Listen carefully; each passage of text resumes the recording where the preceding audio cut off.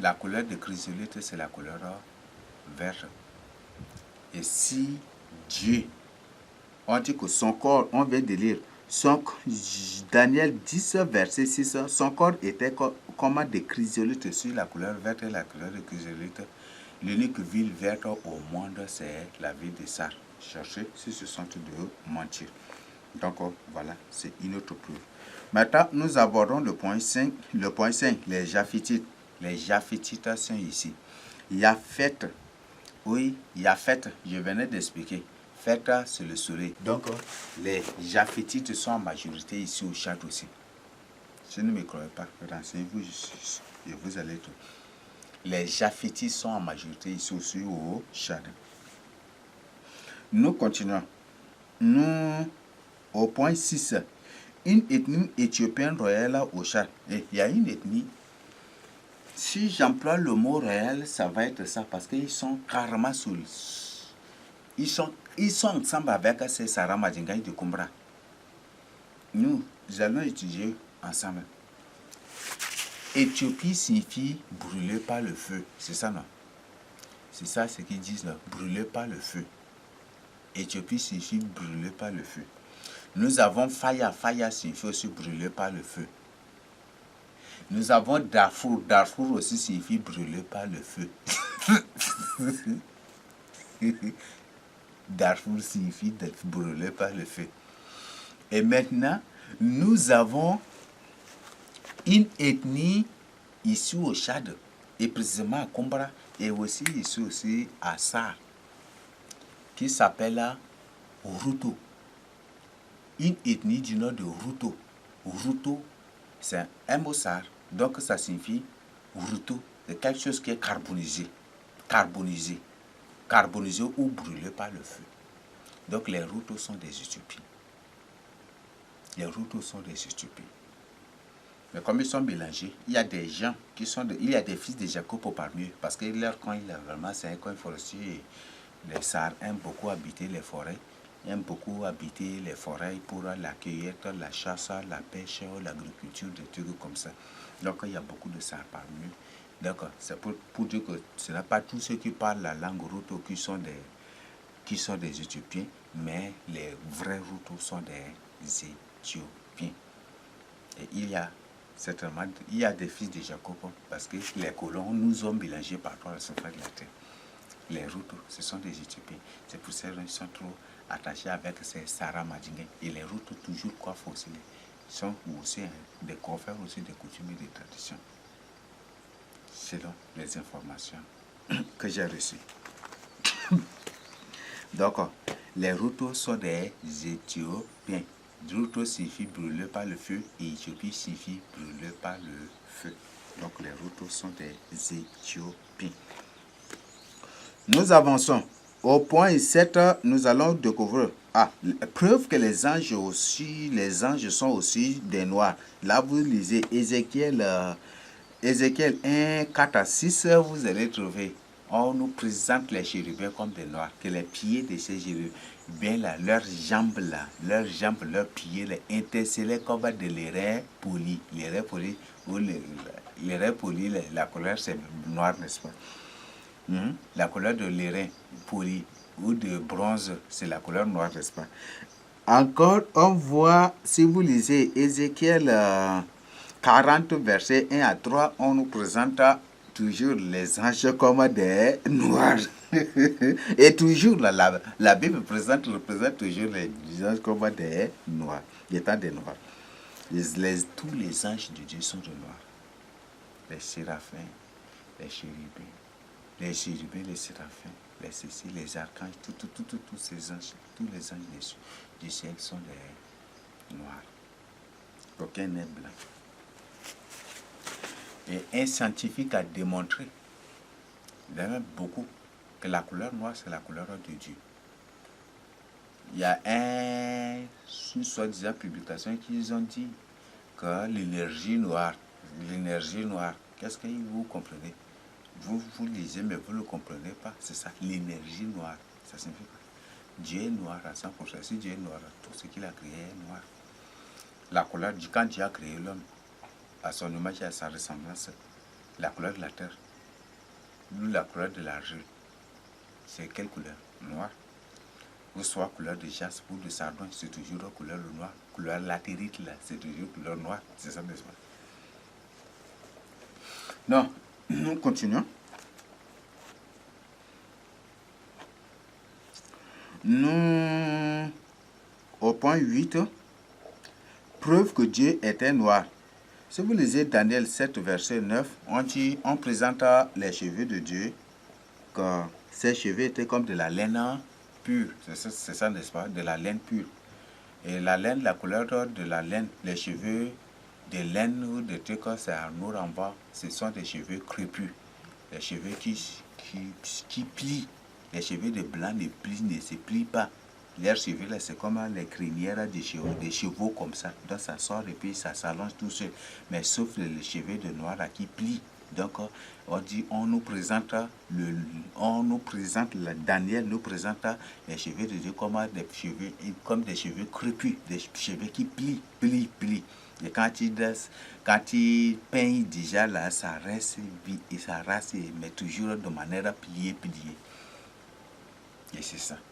Donc, la laine, la couleur cheveux de laine, c'est cheveux crépus. Donc, Dieu est noir à 100%. Les cheveux des blancs ne sont pas du tout des cheveux crépus, sauf les cheveux des noirs. Vous prenez Daniel 10, versets 5 à 6. On dit son corps était comme des chrysolite, son visage brillait comme l'éclair, ses yeux étaient comme des flammes de feu, ses bras et ses pieds ressemblaient à des lérins polis. Donc son bras et ses pieds. Donc tous les autres corps, l'autre partie du corps, il ne voyait pas, c'était comme des chrysolites, donc c'était l'habillement. Donc il avait porté un truc purement vert. Donc un habit, une robe complètement verte. C'est ça, la ville verte. C'est ça, n'est-ce pas? Dieu dit qu'il s'habille de Jérusalem, n'est-ce pas? Dieu dit qu'il s'habille de Jérusalem, n'est-ce pas? Qu'est-ce que vous comprenez par là? Et c'est juste quand tu portes une robe là, la robe ne couvre pas comme ça, au moins, n'est-ce pas? Donc quand il a vu les pommes, il a vu les bras et les pieds du Seigneur, il a trouvé que c'est de l'airain. Donc c'est une couleur noire. La couleur de bronze, c'est couleur noire. Ce n'est pas du tout une couleur blanche.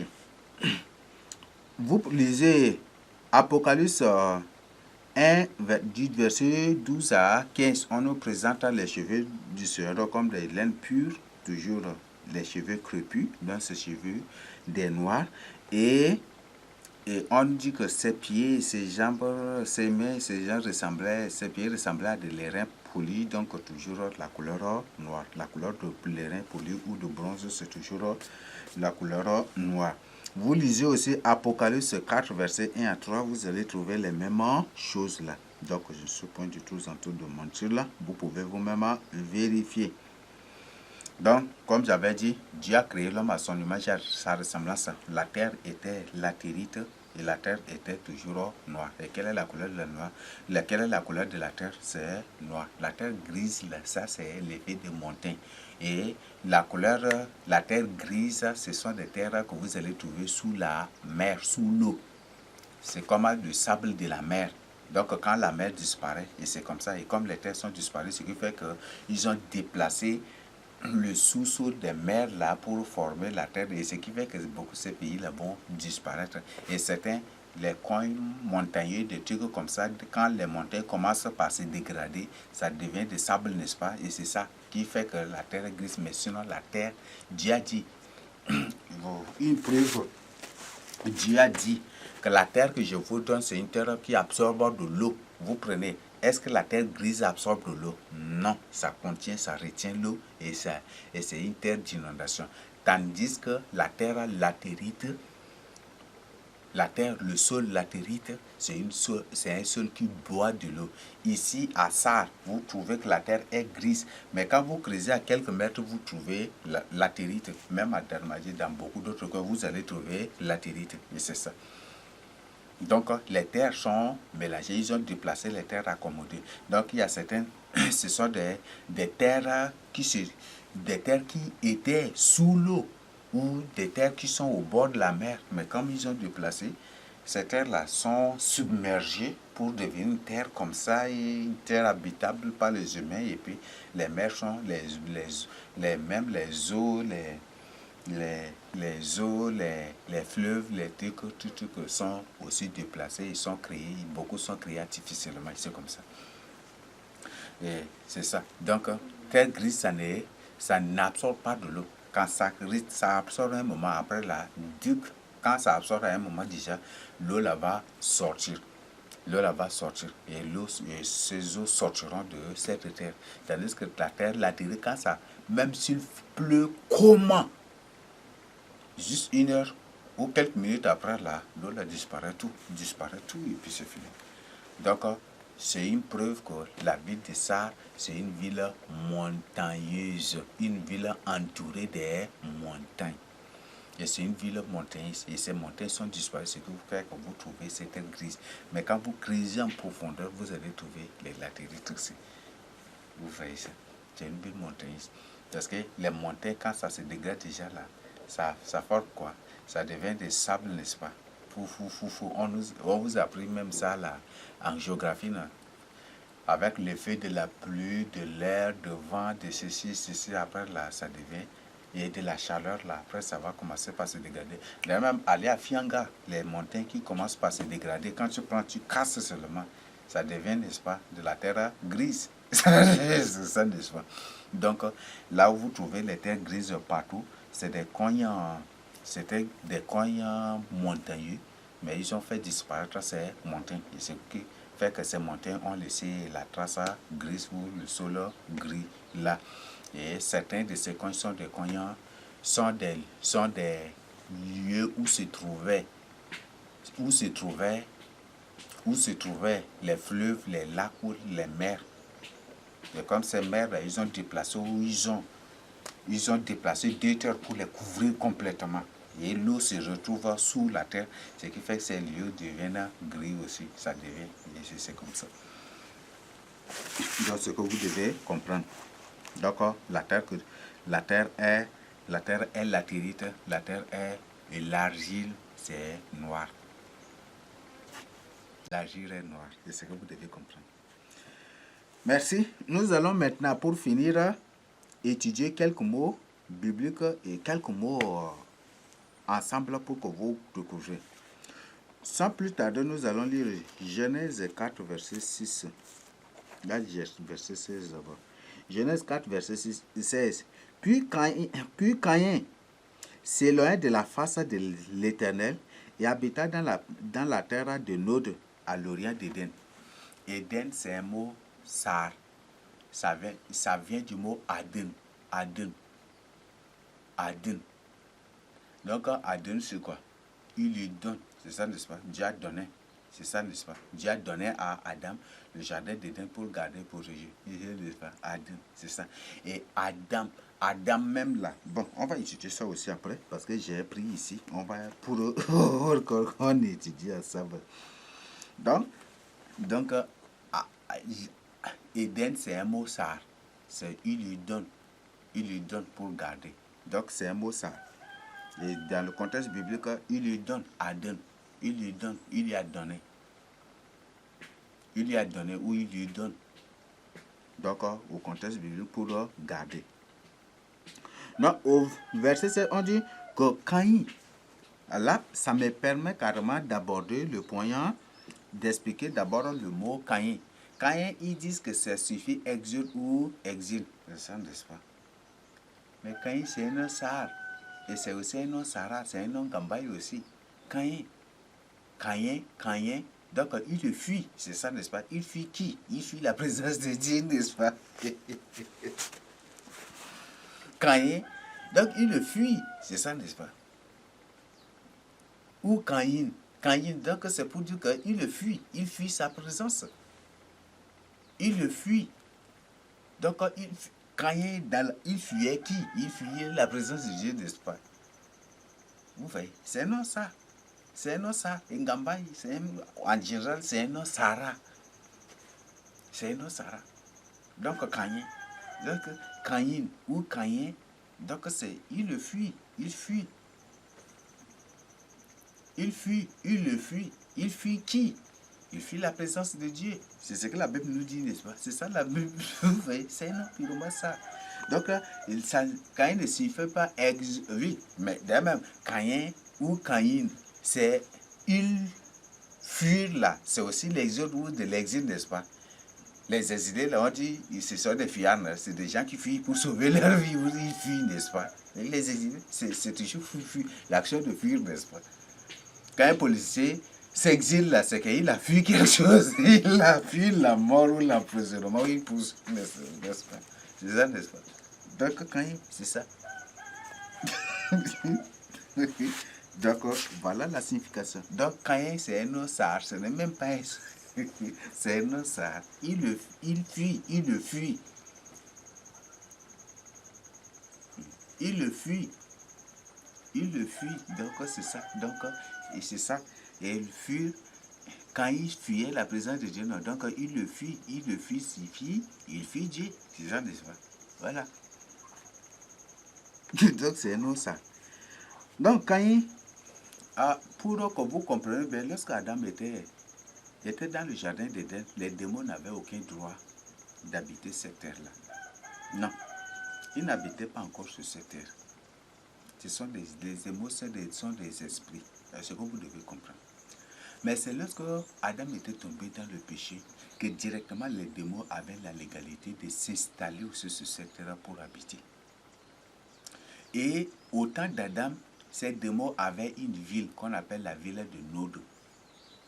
Avait un pays qu'on appelle pays de Nod. Nod, c'est un mot sar. C'est ce mot que je voudrais vous expliquer. Nod, c'est pour... Nod signifie courbé, des hommes courbés. Les reptiliens, ce sont des gens qui marchent courbés, n'est-ce pas? Les reptiliens. Nod, donc c'est des gens courbés. Ce sont des reptiliens. Donc, quand il a fui sa famille pour aller dans le pays des reptiliens, des gens qui marchent courbés, ce sont des reptiliens. Et vous voyez tous les films des reptiliens, tous les films des semences de Satan, ils marchent toujours courbés. C'est ça, n'est-ce pas? Est-ce qu'ils sont en train de mentir? Bon, là, je cherche maintenant. Vous voyez ça? Donc, Nod, c'est un mot. Nod, c'est ça. Genèse 4 versets, c'est ce que je suis en train de vous expliquer. Genèse 4 versets, c'est dans le pays des Nodes. De Nod, donc, c'est Nod signifie pays où les habitants marchent courbés. C'est ça de reptilien, n'est-ce pas? C'est ça, n'est-ce pas? Vous comprenez, vous voyez ça. Donc, voilà, vous voyez ça. Donc, la Bible est 100% l'histoire du Tchad, l'histoire du peuple bantou, l'histoire de l'Afrique subsaharienne. Premièrement, 100% l'histoire du Tchad d'abord, parce que la maison de David avec les sacrificateurs sont ici au Tchad. Et les 12 tribus d'Israël, c'est ici au Tchad que vous allez tous les trouver. Vous allez toutes les trouver. Puis, en Afrique entière. Et il y a ceux-là qui sont dispersés aussi partout. Donc, l'autre signifie courbé. Courbé. Donc, les hommes courbés.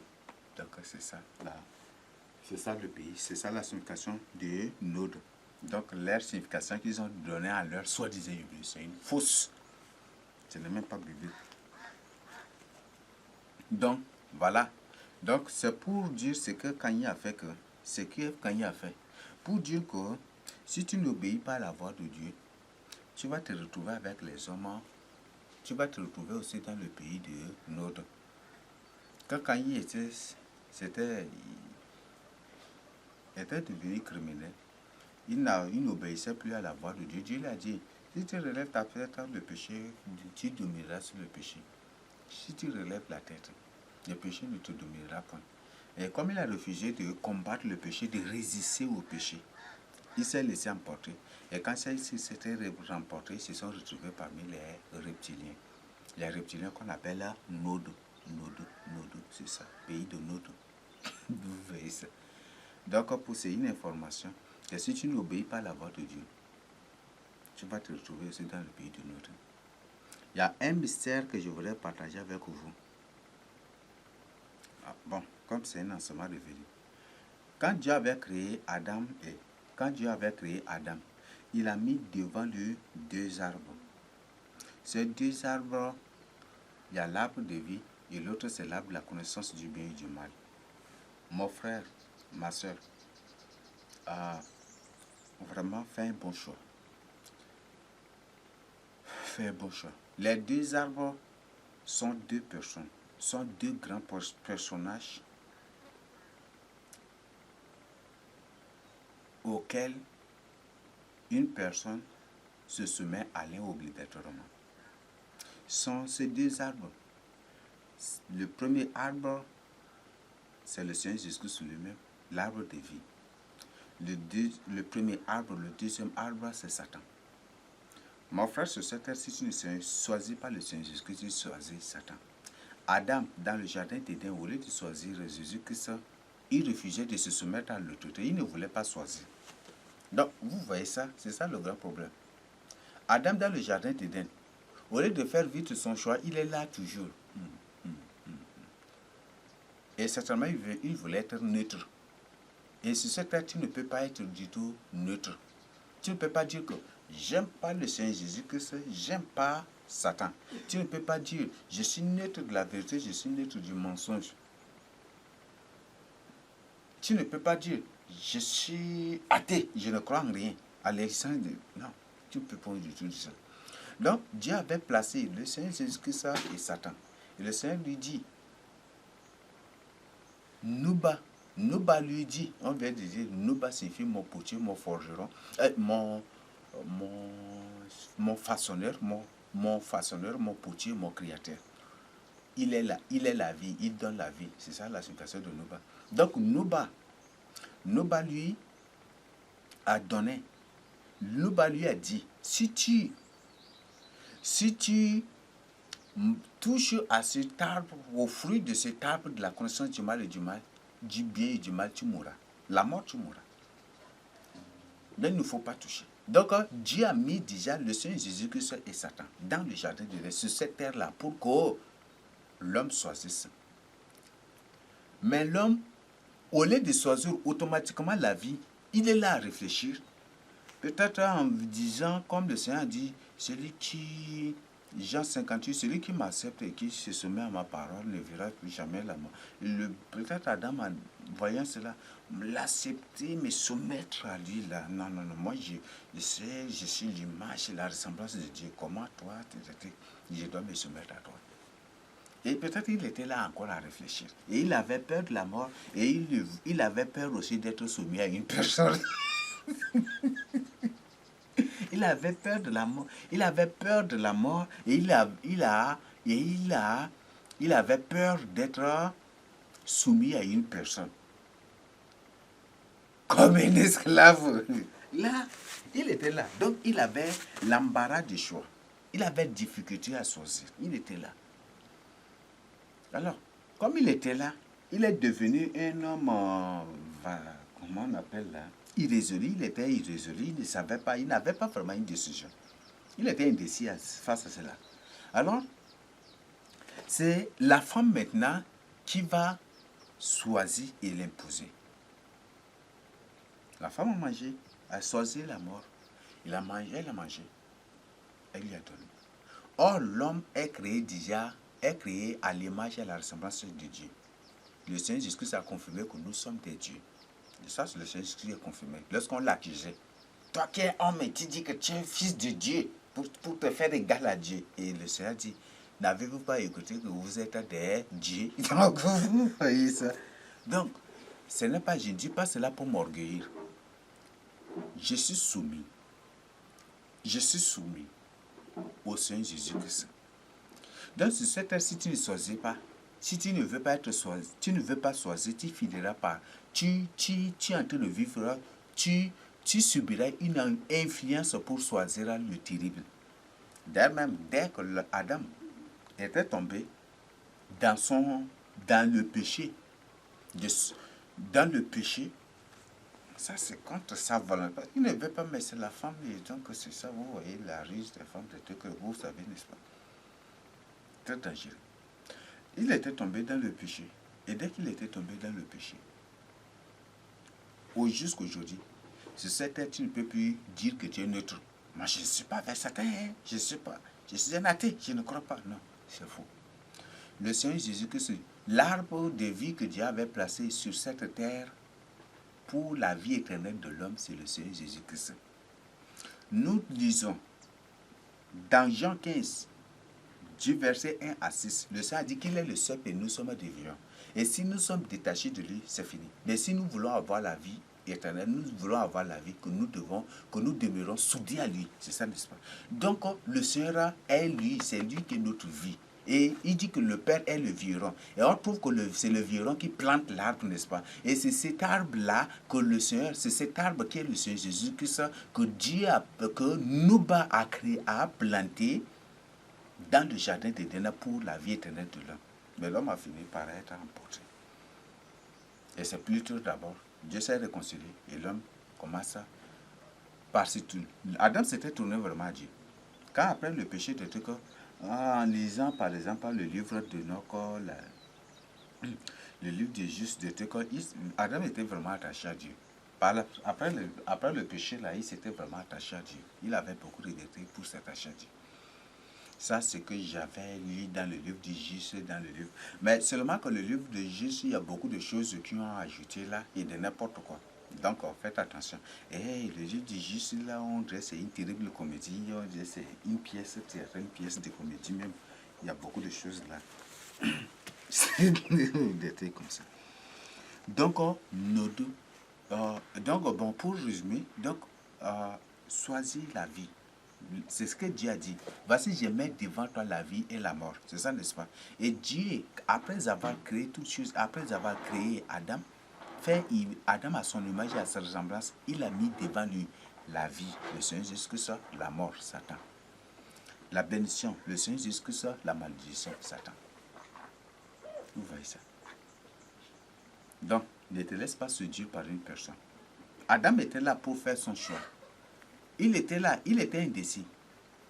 Me soumettre, non, moi je ne peux pas me soumettre à lui.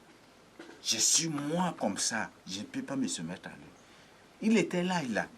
Mais Satan avait passé par d'autres personnes pour le séduire. Donc, retiens bien cette leçon. Retiens bien cette information. Si tu es là, tu es irrésolu, indécis, si tu es toujours indécis, tu ne prends pas ta décision. Satan va te détourner à travers une personne un jour. Prends une décision et reste ferme dans ta décision. C'est ce que le Seigneur veut que tu fasses. Donc, Nod, c'est le pays des hommes courbés. Nod signifie courbé, les hommes, pays des hommes courbés. Donc, en d'autres pays des reptiliens. C'est ça, c'est ça ce que signifie. Aaron, nous avons Aaron. Aaron a plusieurs significations en ça. Là, je ne peux pas tout.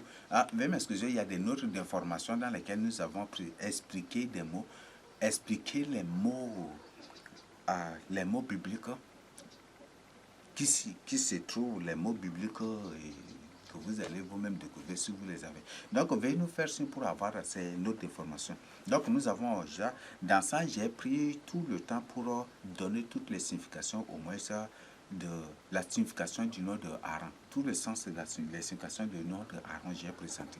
Donc, Aaron a plusieurs significations. Mais Aaron, dans un premier contexte, Aaron signifie il va à sa rencontre, Aaron. Il va à sa rencontre, il va auprès de lui, il va à sa rencontre. C'est ça, n'est-ce pas? Quand Moïse était encore sur la montagne, Dieu avait fait sortir Aaron de l'Égypte pour aller à la rencontre de Moïse. Et ils se sont rencontrés au désert. C'est ça, n'est-ce pas? Est-ce qu'ils sont tous mentir? Donc, Aaron. Donc, Aaron, on dit parfois, on dit Aaron tout ou Aaron tout. Donc, dans certains milieux, ça aussi, c'est ça. Donc, il va à sa rencontre. Il va à la rencontre. Il va à sa rencontre. Il va auprès de lui. C'est ça, n'est-ce pas? Dieu a envoyé Aaron aussi auprès de lui. Il a établi. Et Aaron aussi, dans cette contraste, ça signifie il a établi à côté de lui. Il a établi à côté de lui. Ou il a couronné à côté de lui aussi. Aaron. Donc, dans le contexte biblique, je suis en train d'expliquer cela. Arrondir la signifie il va auprès de lui. Il part à côté de lui. Il va auprès de lui. Et ça signifie il va à sa rencontre. C'est ça la vraie signification. Et on utilise arrondir aussi. Ça dépend du contexte maintenant. Ça dépend du contexte maintenant. C'est bon, non? Maintenant, arrondir aussi signifie une personne importante qui marche glorieusement, qui marche rond là. Rond, ça c'est. Je ne sais pas, j'ai des difficultés à exprimer. Rond. Comme si c'est un vainqueur ou un héros ou un roi, une personne élevée qui marche victorieusement,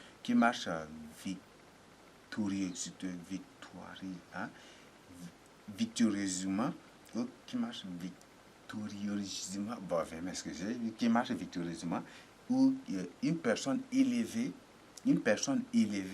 qui marche comme un roi,